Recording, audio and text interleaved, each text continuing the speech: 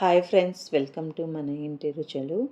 10 to 15 మినిట్స్లో ready చేసుకునే rice item అండి. టేస్ట్ అయితే చాలా బాగుంటుంది. కర్రీ కూడా అవసరం ఉండదు ఈ రైస్ ఐటమ్కి అయితే. మనకి అలా పిల్లలకి లంచ్ బాక్స్కైనా పెద్దవాళ్ళకైనా ఎవరైనా చాలా ఇష్టంగా తినేస్తారనమాట. అంత టేస్టీగా ఉంటుంది. ఎలా ప్రిపేర్ చేయాలో చూద్దాం రండి. ఫస్ట్ ఒక బౌల్లోకి 2 కప్పుల బాస్మతి బియ్యం తీసుకోవాలన్నమాట. ఇక నార్మల్ రైస్తో అయినా చేసుకోవచ్చు. నేనైతే ఇక్కడ బాస్మతి రైస్తో చూపిస్తున్నాను మీకు. ఒకసారి నీట్గా వాష్ చేసుకోవాలి రైస్ని అనేది మనము. ఇలా వాటర్ వేసేసి ఒక హాఫ్ అన్ అవర్ పాటు నానబెట్టుకోవాలన్నమాట.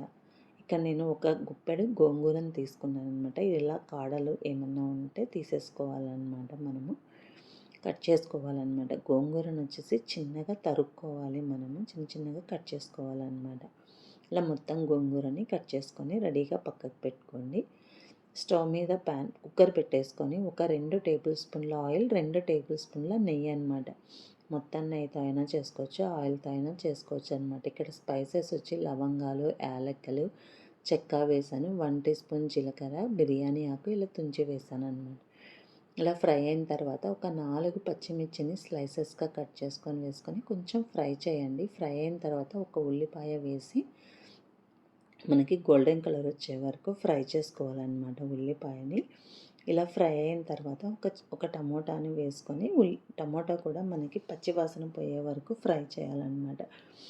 మనకి టమోటా మొత్తం ఇలా కుక్ అయిన తర్వాత ఆయిల్ అనేది సపరేట్ అవుతుంది అనమాట. ఇలా సపరేట్ అయిన తర్వాత గోంగూరని వేసుకోవాలన్నమాట. జస్ట్ ఒక రెమ్మ చింతపండుని కూడా వేసుకోవాలన్నమాట. ఇలా వేయడం వల్ల టేస్ట్ చాలా బాగుంటుంది అనమాట. ఇలా వేసి ఒకసారి బాగా గోంగూరని కలిపి మూత పెట్టి మగ్గించుకోండి. ఇలా మగ్గిన తర్వాత సాల్ట్ వేసుకోండి. మనము సాల్ట్ వేసి మొత్తం గోంగూరని ఫ్రై చేసుకోవాలన్నమాట. ఇలా ఫ్రై అయిన తర్వాత మనము ఇలా ఆయిల్ కొంచెం సపరేట్ అవుతున్న టైంలో 1/2 టీ స్పూన్ పసుపు, ఒక 1/2 టీ స్పూన్ కారం, 1 టీ స్పూన్ ధనియాల పొడి, 1/2 టీ స్పూన్ గరం మసాలా వేసి ఫ్రై చేయండి. మసాలా అనేది మాడిపోకుండా కంటిన్యూస్గా కలుపుతూ ఉండండి. ఇట్లా స్టిక్కీగా అనిపిస్తుంది, కానీ ఫ్రై అయిన తర్వాత ఆయిల్ అనేది సపరేట్ అవుతుంది అనమాట మనకి. ఇలా సపరేట్ అయిన తర్వాత ఇందాక నానబెట్టిన బాస్మతి రైస్ని వేసుకోవాలన్నమాట. ఒక 5 మినిట్స్ పాటు లో ఫ్లేమ్లో కుక్ చేసుకోవాలన్నమాట. ఇలా చేయడం వల్ల ఫ్లేవర్ అనేది బాగా పడుతుంది. గోంగూర ఫ్లేవర్, కారం కానీ ఉప్పు కానీ అలా ఇలా బాగా ఒక 5 మినిట్స్ పాటు కంటిన్యూస్గా కలపండి. కలుపుతూనే ఇక్కడ రైస్కి సరిపడా వాటర్ తీసుకోవాలన్నమాట. మనం ఆఫ్టర్ 5 మినిట్స్ తర్వాత చూపిస్తున్నానండి. నేను 2 కప్పుల బాస్మతి రైస్ తీసుకున్నాను కాబట్టి 3 కప్స్ వాటర్ వేసుకుంటున్నాను అనమాట. మీరు కుక్కర్లో కాకుండా నార్మల్గా చేసుకున్నారనుకోండి 1కి 2 సరిపోతాయి అనమాట. అంటే 4 కప్స్ వాటర్ అనమాట. రైస్ కొత్త రైస్ అయినా 1.5 పడుతుంది. మీరు వాటర్ అనేది చూసుకొని వేసుకోండి.